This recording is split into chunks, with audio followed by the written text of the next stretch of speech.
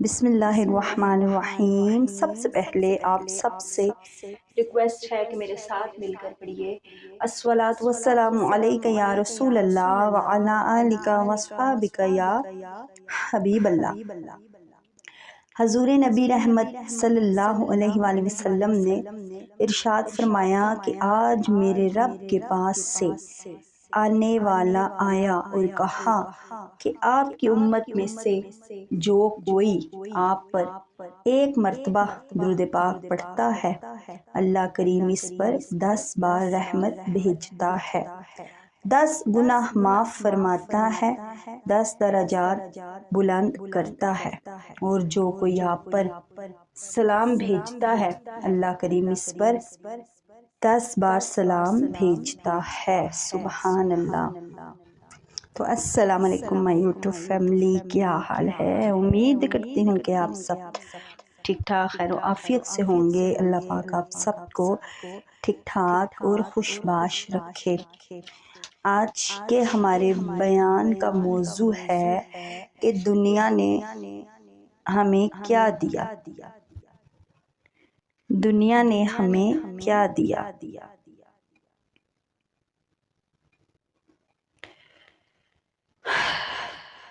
اور اس بیان میں ہم سنیں گے کہ دنیا سے محبت کا انجام کیا ہے، بزرگان دین کی نظر میں دنیا کی کیا حیثیت تھی اور وہ کس طرح دنیا سے اپنے آپ کو بچایا کرتے۔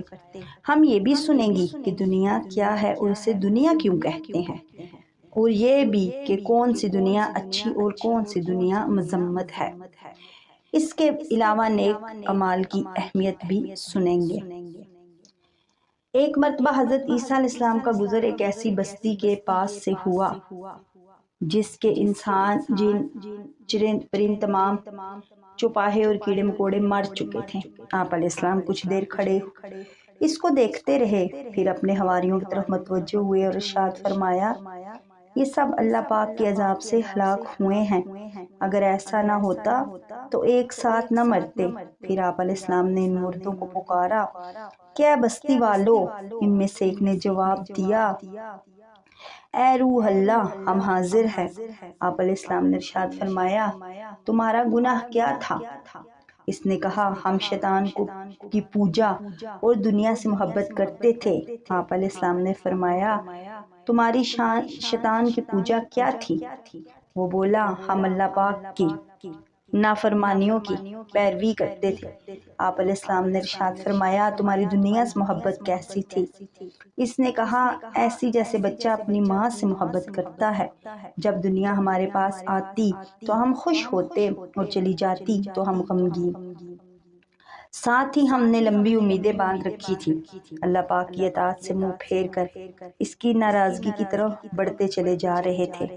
آپ علیہ السلام نے ارشاد فرمایا، تمہارا یہ حال کیسے ہوا؟ اس نے کہا، ہم نے رات خیریت میں گزاری اور صبح حاویہ میں۔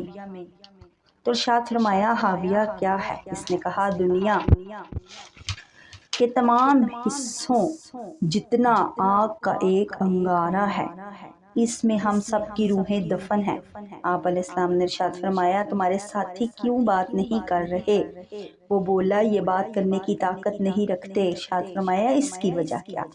وہ کہنے لگا، ان کے منہوں میں آگ کی لگامیں ڈال رکھی ہیں۔ آپ علیہ السلام نے ارشاد فرمایا، تو پھر تم کس سے کیسے بات کر رہے ہو؟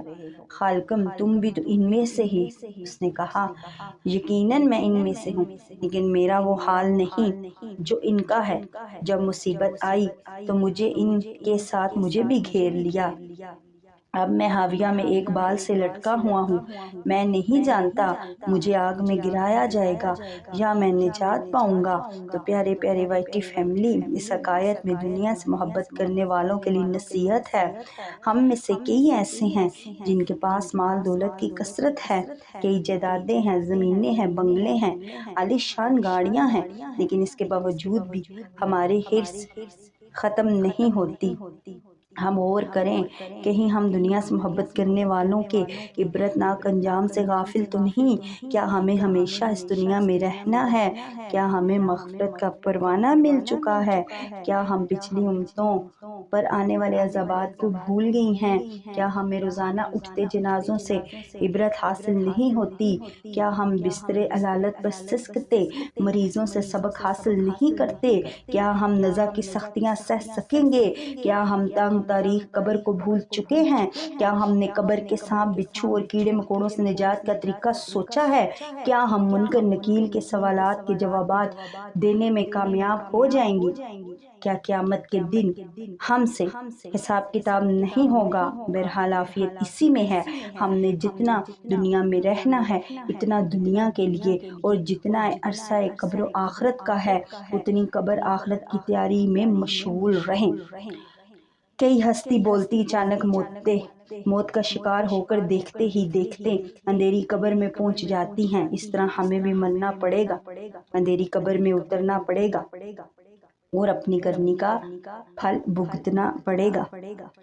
پیاری پیاری وائی ٹی فیملی، دنیا کی محبت شیطان کا ایسا جال ہے، اس میں پھنس کر ہم نیک کاموں سے دور ہوتے جا رہے ہیں۔ مثلاً پہلے ہم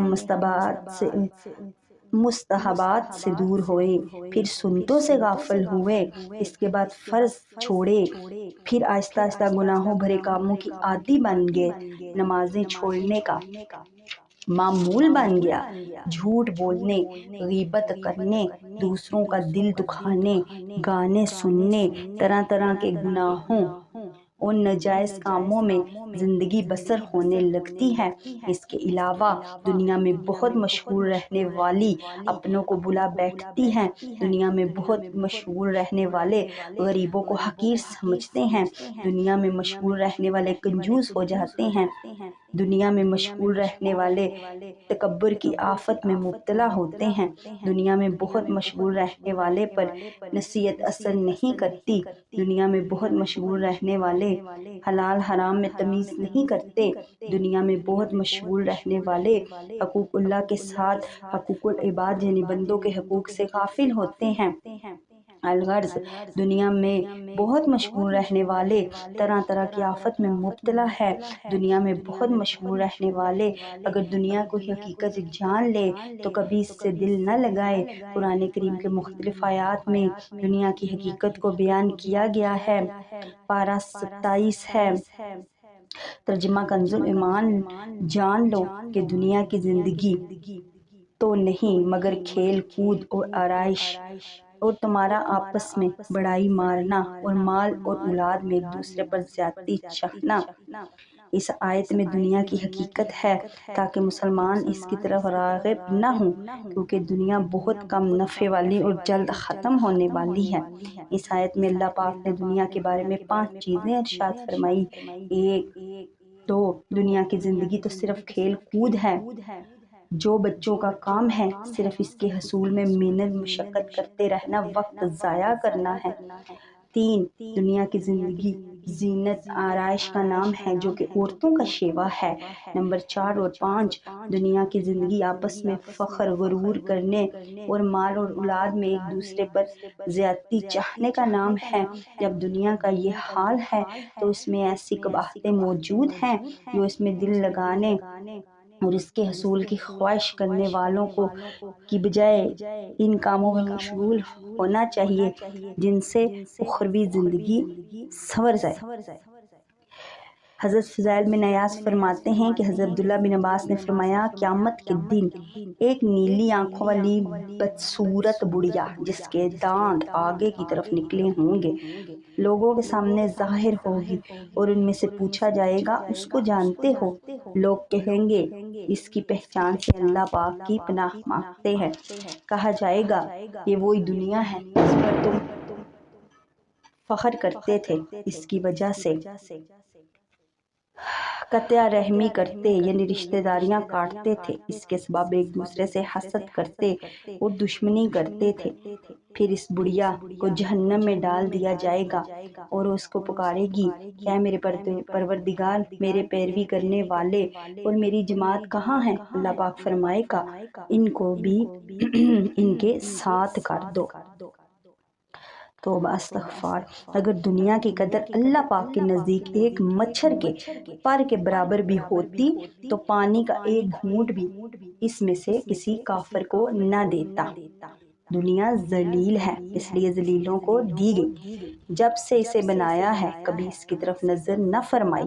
دنیا آسمان زمین کے درمیان لٹکی ہوئی ہے، یعنی روتی دھوتی اور کہتی ہے اے میرے رب تو مجھ سے کیوں ناراض ہے؟ پھر فرمایا سونے چاندی خدا کے دشمن ہیں، وہ لوگ جو دنیا میں سونے چاندی سے محبت رکھتے ہیں قیامت کے دن پکارے جائیں گے کہاں ہیں وہ لوگ جو خدا کے دشمن سے محبت رکھتے تھے؟